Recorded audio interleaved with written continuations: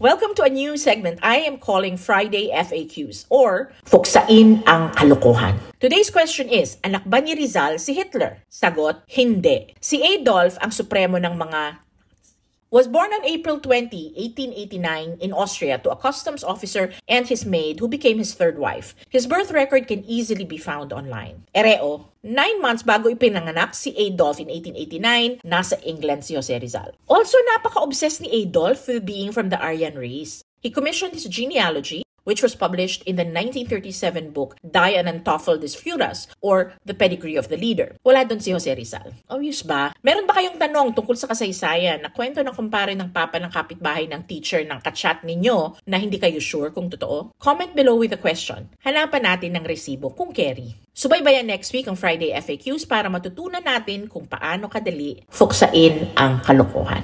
O diba? Meow meow.